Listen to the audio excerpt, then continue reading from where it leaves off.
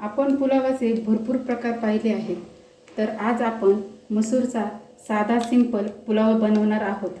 नमस्कार मैत्रिणींनो, मी सुषमा डांगरे आपले सर्वांचे बेस्ट कुकिंगमध्ये स्वागत करत आहे। व्हिडिओ तुम्ही कुठेही स्किप करू नका, शेवटपर्यंत पहा। तर चला मग रेसिपीला सुरुवात करूया। त्यासाठी आपण येथे अख्खा मसूर अर्धी वाटी घेतले होते, ते 2 तास छान असे भिजवून घेतलेले आहे। त्याचबरोबर एक मीडियम आकाराची वाटीभर इतके तांदूळ घेतलेले आहे। हे तांदूळ आपण HMT हे तांदूळ वापरलेले आहे। येथे आपण पाव वाटी शेंगदाणे घेतले होते, ते 2 तास भिजवून घेतलेले आहे।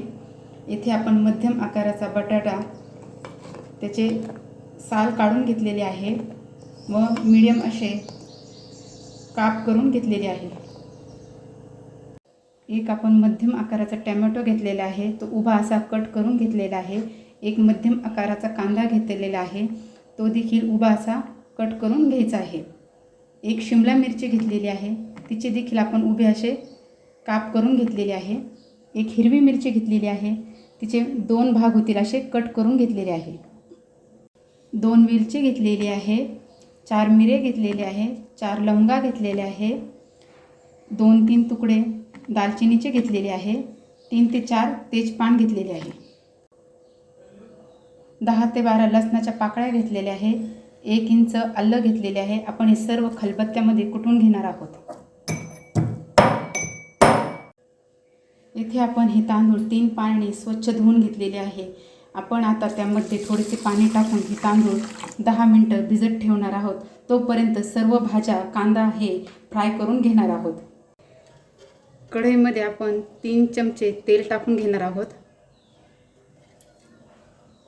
तेल चांगले गरम झालेले आहे। अर्धा चमचा आपण जिरं टाकणार आहोत। नंतर आपण हा खडा मसाला त्यामध्ये ॲड करून घेणार आहोत। हिरव्या मिरच्या टाकून घ्यायच्या आहे, तर छान अशा तेलामध्ये फ्राय होऊ द्यायच्या। आलं लसूणची पेस्ट टाकून घेणार आहोत। ती पेस्ट छान अशी फ्राय झाल्यावर आपण त्यामध्ये कांदा ॲड करून घेणार आहोत।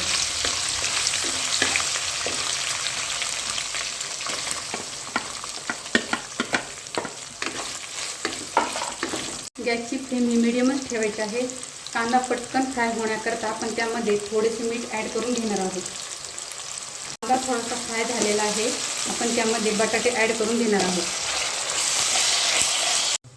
इथे आपण बटाटा अर्धवट शिजवून घेणार आहोत, त्यासाठी आपण त्यावर प्लेट ठेवून वाफ देऊन घेणार आहोत।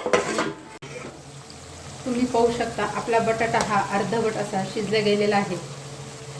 शिमला मिरची टाकून आपण ती छान अशी तेलामध्ये परतून घ्यायची आहे। त्यामध्ये आपण टोमॅटो देखील टाकून छान असे परतून घ्यायचे आहे। नंतर शेंगदाणे भिजवलेला अख्खा मसूर ॲड करून घेणार आहोत। सर्व भाज्या तेलामध्ये व्यवस्थित अशा फ्राय झालेल्या आहे। पूर्ण भाज्यांना तेल सुटलेले आहे। आपण आता अशा स्टेजला त्यामध्ये थोडेसे मीठ टाकून घेणार आहोत व 1 चमचा गरम मसाला टाकून घेणार आहोत। सर्व मसाला हा व्यवस्थित भाज्यांना लागला गेला पाहिजे।